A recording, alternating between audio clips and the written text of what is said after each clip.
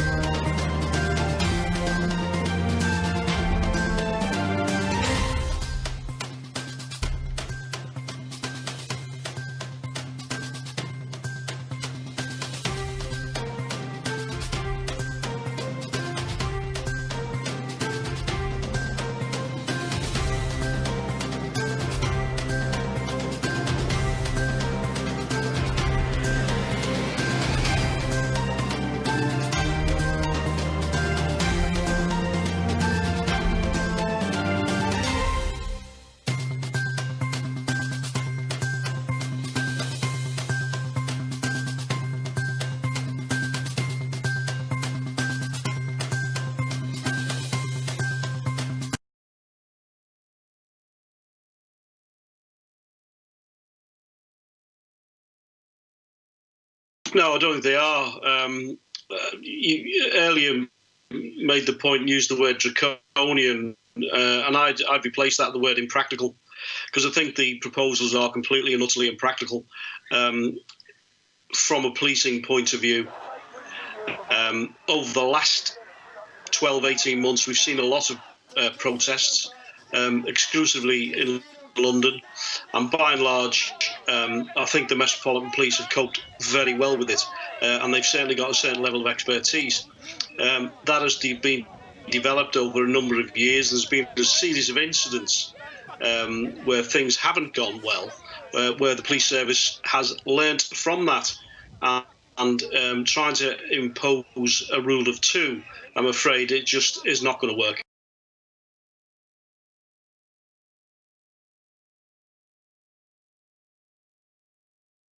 Of corruption within the South African police service is being exposed. 546 officers, including 2 lieutenant generals, 3 major generals, and 8 brigadiers have been linked to 286 corruption cases.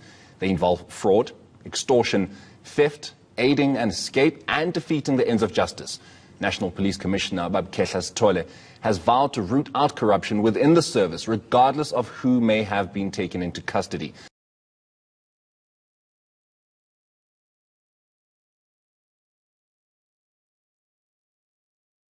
In Ethiopia, Prime Minister Abiy Ahmed has ordered a military offensive against the regional Tigray government in response to the attack on an army base. The Ethiopian government has now declared a state of emergency in Tigray. A statement issued by Abiy's office said that the Federal Council of Ministers made the declaration recognizing that illegal and violent activities within the national regional state of Tigray are endangering the constitution and the constitutional order. Heavy fighting broke out in Ethiopia's northern Tigray region on Wednesday after the Prime Minister had launched military operations in response to what he said was an attack on federal troops. Tensions have been escalating since the month of September, in fact, when Tigray held regional elections in defiance of the federal government, which called the vote illegal. Ethiopia's Tigray regional government on Wednesday prohibited the country's defense force from entering the region.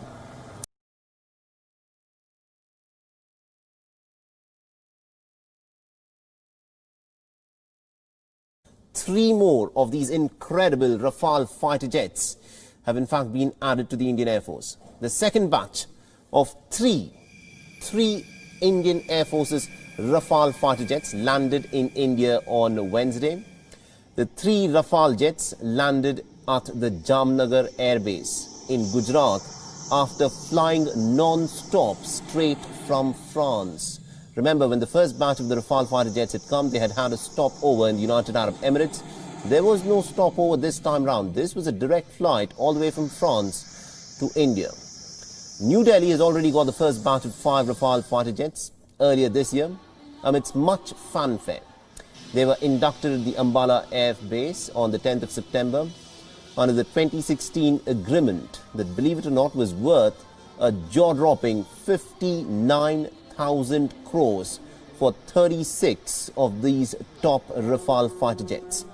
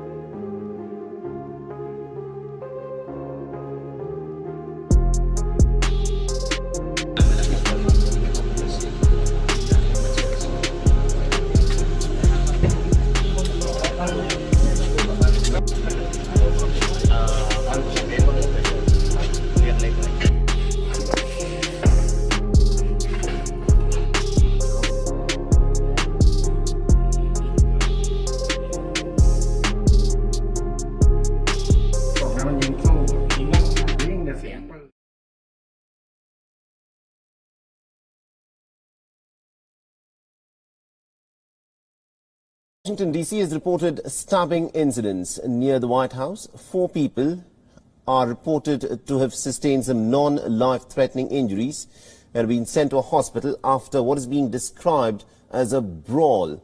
Now, as per certain media reports in the United States, the victims have been identified as the members of a far-right group that goes by the name Proud Boys.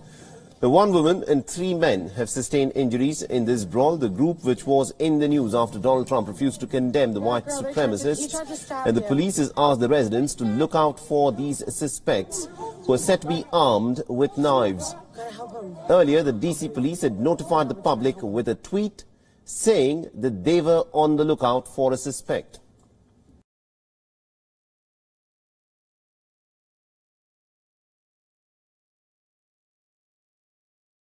First of all, Baltic countries are concerned that the Belarus nuclear power plant doesn't meet safety and environment standards. They also say that it didn't made EU recommended stress tests, so basically it's just not ready for the launch. And obviously for Lithuania it's most concerning just because, as you said, the proximity. Capital Vilnius is less than 50 kilometers from the power plant. And if something goes wrong, then Lithuania might be most affected. And all Baltic states, just like Belarus itself, has a painful memory of Chernobyl disaster. So locals are really concerned if it's all ready to go. Earlier this year, Lithuania delivered iodium pills to the residents of the region in case something goes wrong.